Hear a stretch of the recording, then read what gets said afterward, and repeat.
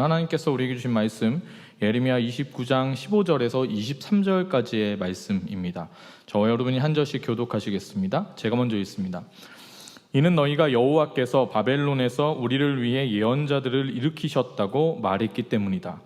다윗의 보좌에 앉은 왕에 대해서, 이 성읍에 사는 모든 백성에 대해서, 너희와 함께 포로로 가지 않는 너희 형제들에 대해서 여호와가 이렇게 말한다. 만군의 여호와가 말한다. 보라, 내가 그들에게 칼과 기근과 전염병을 보낼 것이다. 내가 그들을 먹을 수 없을 정도로 아주 형편없는 무화과처럼 만들 것이다. 내가 칼과 기근과 전염병으로 그들을 추적할 것이다. 또한 내가 그들을 땅의 모든 나라들에게 공포의 대상이 되게 하며 그들을 그곳으로 쫓아낸 모든 민족들 가운데서 저주와 두려움과 조롱과 모욕의 대상이 되게 할 것이다. 이는 그들이 내 말에 귀를 기울이지 않았기 때문이다. 여호와의 말이다. 내가 그들에게 내 종 예언자들을 계속해서 보냈지만 너희가 듣지 않았다. 여호와의 말이다. 그러므로 내가 예루살렘에서 바벨론으로 보냈던 너희 모든 포로들아, 여호와의 말을 들으라. 내 이름으로 너희에게 거짓을 예언하는 골라야의 아들 아합과 마아세야의 아들 시드기야에 대해 이스라엘의 하나님 만군의 여호와가 이렇게 말한다. 보라, 내가 그들을 바벨론 왕 느부갓네살의 손에 넘겨줄 것이니 그가 너희 눈앞에서 그들을 죽일 것이다. 그들로 인해 바벨론에 있는 유다의 모든 포로들이 이 저주하는 말을 사용할 것이다. 여호와께서 너를 바벨론 왕이 불 속에 태워버린 시드기야와 아합과 같이 할 것이다. 함께 있습니다. 이는 그들이 이스라엘에게 극악한 짓을 했고 그 이웃의 아내들과 간음했고 내가 그들에게 명령하지도 않은 거짓말들을 내 이름으로 말했기 때문이다. 내가 이것을 알고 있고 내가 증인이다. 여호와의 말이다. 아멘. 오늘도 이 말씀 가지고 하나님의 은혜 나누게 되길 소망합니다. 유다 백성은 세 차례에 걸쳐서 바벨론의 포로로 끌려갑니다. 24장부터는 우리가 이렇게 읽어보고 있는 예레미야의 그 본문이 어떤 내용이냐면 그 세 차례에 걸친 포로로 끌려가는 것 중에 두 번째 포로로 끌려가는 시기에 있었던 이야기들에 대해서 나오는 것이죠. 그 본문의 내용이 그런 내용입니다. 하나님께서 유다 민족의 이 어려운 상황들 가운데 예언자들을 보내주시죠. 그런데 이 당시에는 예레미야와 같은 참 예언자들도 있었지만 하나냐처럼 하나님의 뜻이라고 말하면서 사람들을 미혹해하는 사람들이, 그런 거짓 선지자, 거짓 예언자들이 많이 있었다는 것입니다. 대표적인 거짓 예언자였던 하냐냐는 예레미야에 맞서 거짓 예언을 선포하던 바로 그 해에 죽습니다. 예레미야 29장은 이런 배경 속에서 포로로 끌려간 유다의 백성들에게 보내는 예레미야의 편지입니다. 이 당시에 포로로 끌려간 백성들 중에서 여전히 거짓 예언자들의 말에 미혹된 사람들이 있었는데요, 짧은 시간 안에 고향으로 돌아갈 수 있을 거라는 거짓 예언으로 인해서 포로 생활에 적응하지 못하는 사람들이 많았던 모양입니다. 사람들이 원하는 것은 아주 간단했습니다. 하루빨리 고향으로 돌아가는 것이죠. 그래서 거짓 선지자, 거짓 예언자들의 말은 그들이 듣기에는 너무나 달콤한 말이었습니다. 바벨론에 포로가 되어 끌려간 것은 결과적인 것이거든요. 근데 중요한 거는 사실 그 바벨론에 끌려간 것보다 왜 갔느냐, 왜 이렇게 되었느냐, 왜 지금 하나님께서 하나님의 백성인 선민인 우리들에게 이 일을 허락하셨는가를 보아야 하는 것입니다. 사랑하는 여러분, 우리 믿는 그리스도인들은 겉으로 보이는 현상만 바라보면 안 됩니다. 그것만 집중하면 안 되고요, 그러면 하나님의 뜻을 알 수가 없게 됩니다. 오히려 그 안에 하나님의 뜻과 하나님의 섭리가 무엇인지를 보아야 하는 것이죠. 사람들의 그 바람과는 다르게 하나님의 뜻은 70여 년의 긴 기간, 약 3대에 이르는 기간을 그들이 바벨론 땅에서 포로로 있는 것이었습니다. 그 이후에는 하나님이 돌보신다고 약속하시는 것이죠. 그래서 그 기간이 길어질 것이기 때문에 끌려간 그곳에서 집을 짓고 살라고 하시고 그 성읍들을 위해서 기도하라고 말씀하시는 겁니다. 이게 오늘 우리가 읽은 본문의 앞부분의 내용이거든요. 여러분, 이 말씀, 하나님의 말씀을 보면은 중요한 포인트 중에 한 가지가 있습니다. 하나님께서는, 우리 인간은 뭐가 중요하냐면 내가 지금 어디에 있는가가 중요해요. 내가 지금 어느 장소에 있는가가 중요해요. 내가 뭐 어떤 위치에 어떤 상황 가운데 있냐 뭐 그런 게 중요한 거예요. 사람은 그렇게 여러 가지를 따집니다. 누군가는 학벌을 따지고 누군가는 사람의 수입을 따지고 어떤 사람은 위치를 이야기하죠. 이게 다 어디에 거하는가에 대한 이야기예요. 그리고 심지어 믿음이 충만한 그리스도인도 한 가지 아킬레스건이 존재할 수 있는데 교회 안에서만 훌륭한 크리스천이 되는 겁니다. 그런데 그 사람이 참된 그리스도인인지를 알아보려면 교회 안에서는 물론이고 바깥에서 세상 가운데 그가 어떠한 삶을 살아가는지, 가정에서 그가 어떤 삶을 살아가는지를 봐야 하는 것이죠. 여러분, 우리가 예배하는 교회와 공동체는 물론 너무나 소중한 개념입니다. 하지만 어느 곳에 있는가는 우리에게만 중요한 부분입니다. 내가 서로 나와 맞지 않는 땅, 내가 있는 그 위치가 내가 원하는 그 자리가 아닐지라도 하나님을 믿는 성도는 그 땅 가운데 그곳에서 하나님의 백성으로 빛과 소금의 삶을 살아가야 하는 것이죠. 여러분, 오늘 본문은 이런 배경에서 시작되는 겁니다. 오늘 본문 15절의 말씀을 한번 읽어보겠습니다. 시작. 이는 너희가 여호와께서 바벨론에서 우리를 위해 예언자들을 일으키셨다고 말했기 때문이다. 아멘. 15절의 이 말씀은요, 아직도 포로로 끌려간 그 백성들 안에, 그리고 이 예루살렘과 이스라엘에 남아있던 사람들 가운데에 하나님의 뜻보다 자기가 듣고자 하는 달콤한 말들에 속아서 넘어가는 사람들이 있었다라는 것을 우리에게 말해주는 겁니다. 그들의 말의 핵심이 무엇이라고요? 곧 돌아가게 된다. 곧 돌아가게 된다. 어떤 거대로? 너희가 원하는 대로. 여러분, 그래서 그 달콤한 말을 들은 사람들이 15절에서처럼 우리를 위해서 하나님이 이 거짓 선지자들을, 거짓 선지자들인데, 거짓 예언자들인데 이 사람들을 일으켰었다라고 이야기한다는 거예요. 여러분, 정작 하나님의 뜻 가운데에 회개해야 할 사람들이 오히려 괜찮다, 돌아가게 될 것이다, 그렇게 말하는 거짓 예언자들의 말에 다시 한번 속아서 넘어가게 되는 것입니다. 괜찮을 거라고, 돌아가게 될 거라고 하는 그 거짓에 속은 백성들에게 하나님께서 오늘 아주 단호하게 말씀하십니다. 17절에서 19절까지의 말씀인데요, 길지만 우리 한 목소리로 한번 읽어보겠습니다. 시작. 만군의 여호와가 말한다. 보라, 내가 그들에게 칼과 기근과 전염병을 보낼 것이다. 내가 그들을 먹을 수 없을 정도로 아주 형편없는 무화과처럼 만들 것이다. 내가 칼과 기근과 전염병으로 그들을 추적할 것이다. 또한 내가 그들을 땅의 모든 나라들에게 공포의 대상이 되게 하며 그들을 그곳으로 쫓아낸 모든 민족들 가운데서 저주와 두려움과 조롱과 모욕의 대상이 되게 할 것이다. 이는 그들이 내 말에 귀 기울이지 않았기 때문이다. 여호와의 말이다. 내가 그들에게 내 종 예언자들을 계속해서 보냈지만 너희가 듣지 않았다. 여호와의 말이다. 자, 하나님께서 뭐라고 말씀하십니까? 칼과 기근과 전염병을 보내신다는 것입니다. 그러므로 너희는 쉽게 돌아가게 될 거라는 그 헛된 희망을 품지 말고, 헛된 소망을 품지 말고, 헛된 거짓에 속지 말라라고 하시는 거예요. 지금 하나님의 이 말씀은 유다 백성들에겐 너무나 냉정해 보이는 말입니다. 여러분, 우리도 그렇습니다. 살아가다가 우리의 삶 가운데 내가 원하지 않는 삶의 이야기들이 펼쳐질 때가 있죠. 근데 그것들을 잘 품어서 우리가 하나님의 뜻 가운데 소화해내는 것은 쉽지가 않습니다.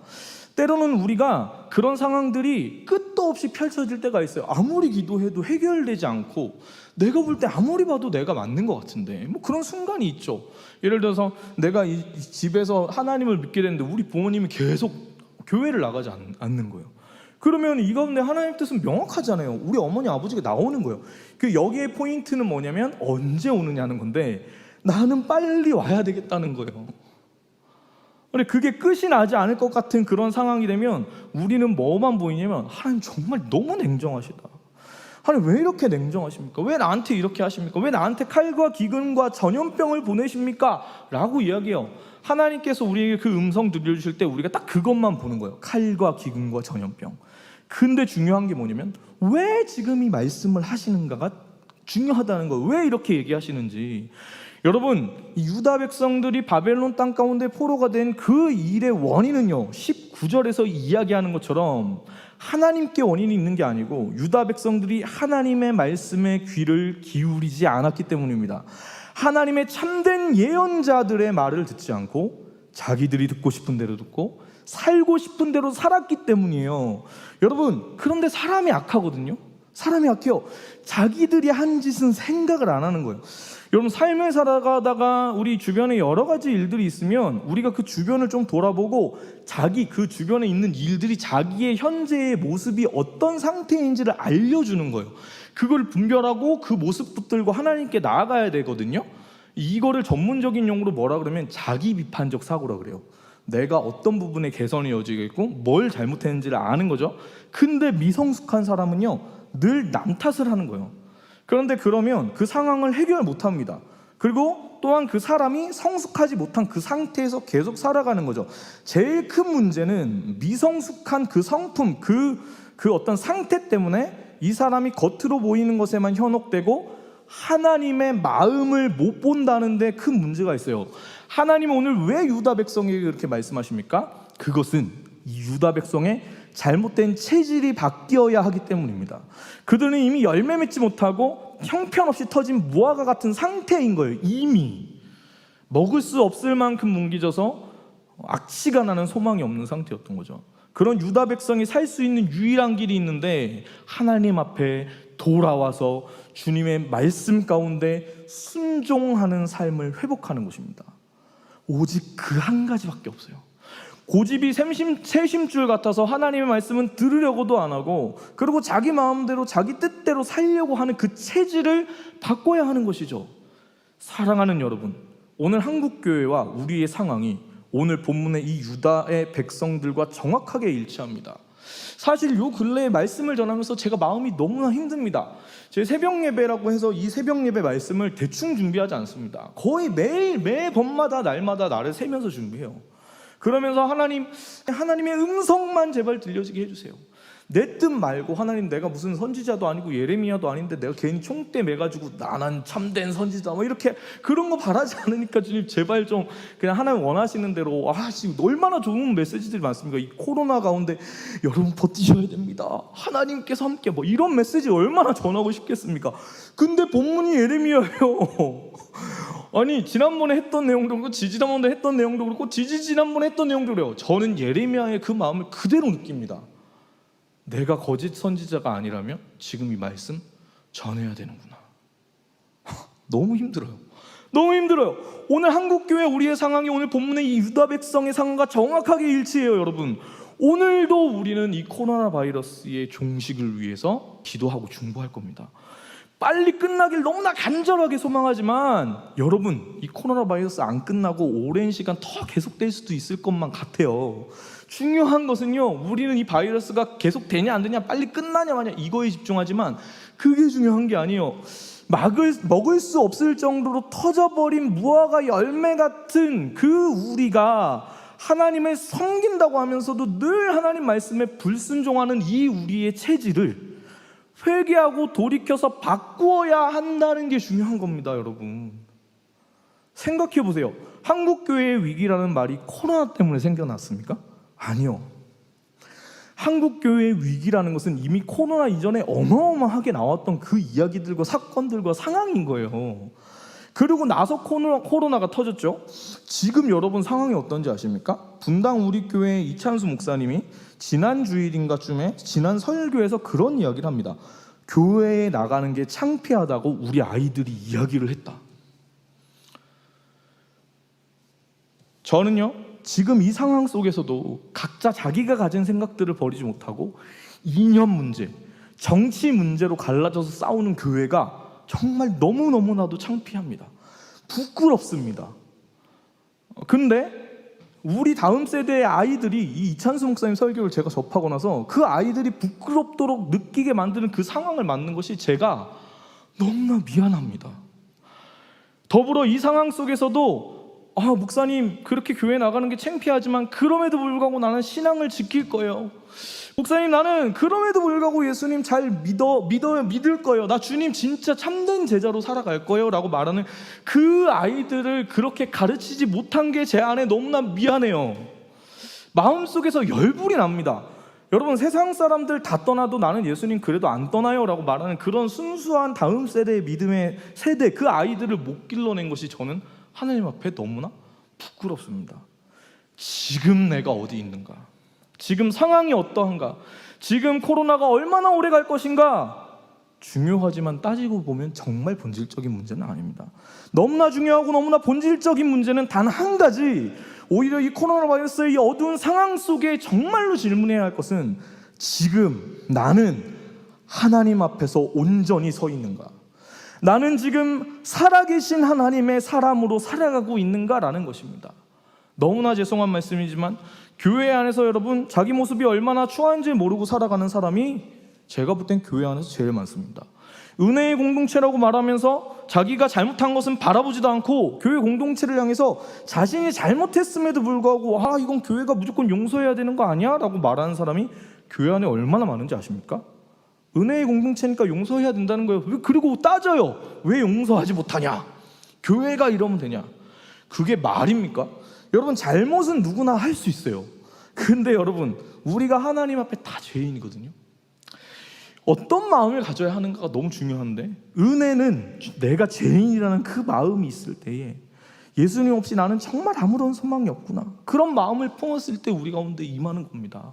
근데 지금 한국교회 성도들이 그런 마음이 없다 보니까 예배 드리면서 말씀을 들으면서 하나님의 그 앞에 기도하며 나아가면서 은혜를 느끼지 못하는 거예요. 그러니까 안 바뀌죠, 여러분. 어느 선교사님이 그런 얘기를 합니다. 우리 예배 가운데, 우리 찬송 가운데 하나님 정말 계실까요? 그 선교사님이 이렇게 대답합니다. 계시다, 그 예배 가운데 함께 하시다는 것보다 함께 계시지 않은 것 같다는 증거가 오히려 더 많이 보인다. 여러분, 용서받았지만 나를 위해 십자가를 져주신 은혜에 감동하고 너무나 죄송한 그 마음으로 주님 나 이제 다르게 살게요 라고 말하는 그 사람에게 감사와 찬양이 있는 겁니다. 그때에서야 회복이 일어나요. 근데 지금 이 한국교회 성도들은요, 아주 추악한 이 오일기 목사라는 저의 삶은요, 정직하게 말씀드리자면 예수님을 드러내려고 하지 않는 것 같아요. 내가 그 추악한 죄인이어서 하나님의 은혜로 여기까지 왔습니다, 이거 다 누구나 고백하죠. 그런데 교회가 하나님을 드러내는 것이 아니라 자신들이 가진 힘과 자신들이 가진 교회의 크기를 드러냅니다. 그러니 세습을 하죠. 새롭게 예수님을 영접해서 생명 얻은 한 영혼을 자랑하는 교회가 아니라 우리 교회가 이렇게 큰 사역을 많이 한다라고 자랑한다는 겁니다. 그럼 믿는 성도들이 예수님 믿어서 이렇게 잘 되었다라고 말한다는 거예요. 이 사람들이 세상에 예수님 자랑을 하는 게 아니라 예수님 이름 걸고 자기 자랑하는 거예요. 교회만 다니고 예수님도 없이 그냥 자기 인생 살아간다는 거예요. 그래서 예수님을 믿고 내가 새술이 되었을 때 새 부대에 나를 담아서 새 삶 가운데에 성령 충만한 그 은혜를 사모함으로 나아가지 않는다는 거예요. 여러분, 이거 너무 심각하게 생각해 봐야 돼요. 지금 여러분의 삶 안에, 여러분의 마음 안에, 우리의 중심 안에 예수님이 계십니까? 그 예수님의 말을 우리가 성령님의 인도하심 가운데 따라가고 있습니까? 그래서 우리는 그 마음속에 있는 고집, 내 마음속에 있는 미움, 마음속에 내 뜻이 옳다고 얘기하는 그 생각, 순종하지 않으려는 마음, 하나님보다 세상과 물집을 따르고 의지하려는 마음, 마음속에 나는 괜찮고 나는 잘못한 게 없다는 마음, 다른 사람이 문제고 다른 사람이 잘못했고 공동체가, 교회가 이상하다는 그 썩은 마음들을, 여러분 그것들을 다 비워내고 계십니까? 여러분의 체질을 하나님 앞에 다루고 있냐는 말입니다. 이러다가 예수님 오셔가지고, 정말 주님 오셔가지고 우리 다 천국 가는 그 상황 되면 너무 부끄럽지 않겠습니까? 영원히 살 것처럼 생각해서 그냥 아무렇지도 않게 걸어가지만, 여러분 지금이 정말 종말의 때입니다. 그런 우리에게 오늘 하나님께서는 이렇게 말씀하십니다. 나는 너희에게 칼과 기근과 전염병을 보내겠다. 그런데 이 말씀 속에 하나님의 애가 타는 그 마음이 우리 가운데 보이길 소망합니다. 왜 이렇게 얘기하십니까? 칼과 기근과 전염병을 보내겠다. 그러니 너희는 나를 바라보아라. 제발 너희의 그 세상을 따라가던, 거짓을 따라가던, 자기 뜻대로 살아가던 그 삶에서 돌이켜서 내게 돌아오라고 주님 말씀하시는 것이죠. 우리 하나님이 지금 유다를 버리시려고 그렇게 말씀하시는 것입니까? 아닙니다. 그 체질이 바뀌어서 70여 년 동안의 그 시간이 지나면, 그러면 하나님이 다시 살리실 거라는 거예요. 하나님이 다시 보살펴 주신다는 거예요. 그런데 왜 이렇게 지금 냉정하게 말씀하시냐?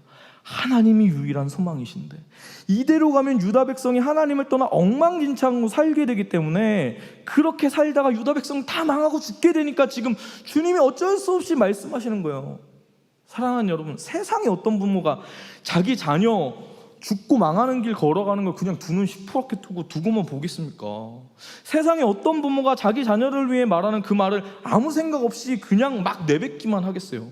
우리 아들들, 우리 딸들에게 어떤 한마디 말 꺼낼 때 여러분 그게 쉬우십니까? 그 말 한마디 꺼낼 때 자식들도 말을 들으면서 자기들이 원하는 바가 아닐 때는 마음이 뭉개지죠. 근데 그 말하는 부모님 마음은 더 뭉개지는 거예요. 그 마음 더 뭉개지는 거예요. 사랑하는 여러분, 오늘 하나님께서는 그 마음이 타들어가는 심정으로 그 백성인 우리에게 말씀하십니다. 우리의 체질을 바꾸라고 말씀하시는 거예요. 듣고 싶은 말만 들으면서 괜찮다고만 하지 말고 세상에 한 발짝 걸고 다른 한 짝은 하나님 앞에 살짝 걸투고 그러고 살지 말고 돌이키라는 거예요. 여러분, 살아계신 하나님을 정직하게 우리는 액세서리처럼 대하고 있는 거 아닙니까? 절대적인 우리의 삶을 주관하시는 주인이신 하나님, 왕이신 하나님이 아니라 그냥 내가 걸고 다니는 액세서리 같은 거 아니에요? 커피 어떤 거 드실래요? 했을 때 스타벅스요, 뭐 이거요 저거요 얘기하는 것처럼 그냥 여러분 생명처럼 주님 섬기는 게 아니라 내 취향에 맞춰서 불교 대신에 명상 대신에 뭔가 카톨릭 그거 대신에 그냥 교회에 나오시는 거 아니세요? 아니잖아요 여러분. 이건 아닌 겁니다. 우리가 예수님 믿는 건 생명인 거잖아요. 그리고 여러분, 그렇다면 이제는 우리는 그만해야 됩니다. 하나님, 살아계신 하나님을 값싼 은혜로 여기고 그 주님 앞에서 우리가 액세서리처럼 주님을 대하는 그것을 바꿔야 돼요. 내 뜻대로 살아가고 교회 안에서 내 성을 쌓으려고 하고 누군가 어떤 뭔가를 할 때 내 뜻대로 안 되면 마음이 상하고 이런 거 다 버려야 돼요. 그게 중요합니까? 지금 한 영을 다 죽어가고 있는데 우리 체질이 바뀌어서 우리는 복음을 전하는 그 사명 가운데 나가야 하는 것이죠. 여러분, 한국 교회가 이렇다 저렇다, 정부가 이렇다 저렇다 그렇게 말하는 사람이 얼마나 많은지 아십니까? 그거 생각할 필요가 없는 거예요. 지금은 나만 생각해요. 남 탓, 상황 탓, 뭐가 이렇다 뭐가 저렇다. 아니요, 지금은 나부터 회개해야 하는 것입니다. 여러분, 우리 안에 들리는 모든 말들을 다 잠잠하게 하고 내 안에 속삭이는 거짓 예언자들의 말, 내 안에 수근수근하는, 내 안에 판단하는 그 생각들, 내가 듣고 싶어하는 그런 말들 다 내려놔야 돼요. 그리고 잠잠히 마음을 고요히 하고 하나님 앞에 차가우면서도 뜨겁게 그렇게 기도하며 나아가야 할 시기입니다. 회개하면서 나아가야 돼요. 그러면 여러분, 그때 하나님의 회복이, 하나님의 부흥이 우리 가운데 임하고 우리가 살아나기 시작하는 겁니다. 부흥은 절대적으로 많은 수의 사람들이 하나님 앞에 뭔가를 결단하는 것을 얘기하는 게 아니에요. 한 영혼이 하나님 앞에 돌아오는 것으로부터 이야기를 해야 됩니다. 본래부터 하나님의 부흥은 한 명에서부터 시작했기 때문에 그래요. 그래서 하나님은 오늘도 한 사람, 하나님 앞에 무릎 꿇는, 기도하는 말씀 가운데 나오는 한 사람을 찾으십니다. 누군가의 회개 기도. 많은 사람들이 돌아오고 살아나기 전에 반드시 하나님의 뜻을 품고 주님 앞에 회개하며 돌이키는 그 한 사람으로 인해 기적 같은 일이 시작되는 겁니다. 여러분, 평양 대부흥이라고 말하는 그 부흥이 그렇게 일어났어요. 평양의 장대영 교회라는 교회에 당시에 장로로 있었던 길선주 전도사님이 그 부흥 사경의 가운데 회개를 하면서 온 나라 가운데 그 불이 번져서 부흥이 일어난 겁니다. 여러분, 그 사람들이 했던 회개의 기도는요, 감정적인 것에만 머문 기도가 아니었어요. 그들의 기도는 지극히 진솔하게 자신 안에 있는 죄들을 토해내는 처절한 통곡이었습니다. 그랬기 때문에 그들의 삶이 바뀐 거예요. 술집이 문을 닫았습니다. 내가 옆집에 있는 씨암탉을 훔쳤으면 그걸 다 갚은 거예요. 구체적인 삶의 변화가 있었던 것이죠. 그리고 그들은 그 삶의 변화 가운데 하나님의 말씀으로 하나님 알고자 하는 그 열심 가운데 나왔던 거예요. 여러분, 그 하나님 앞에 은혜 받은 죄인들이 모여 함께 찬양할 때의 그 은혜의 감격이 그들 가운데 없었겠습니까? 지금 우리는 하나님의 말씀 앞에 회개함으로 우리의 마음을 돌이켜야 하는 시기입니다. 오늘 하루를 우리는 살아갑니다. 여러분, 영원히 내일도 계속되고 모레도 계속될 것 같죠? 그런데 오늘입니다. 내가 하나님 앞에 돌이킵니다. 주님, 내 안에 너무 많이 나의 생각들과 여러 가지 것들이 많이 있어서 하나님을 찾지 못했던 내 이 마음속에 있는 많은 것들을 다 비워내고 주님 내 안에 모실 수 있도록 인도해 주세요 라고 기도해야 하는 그 한 날이 여러분의 오늘이었으면 좋겠습니다.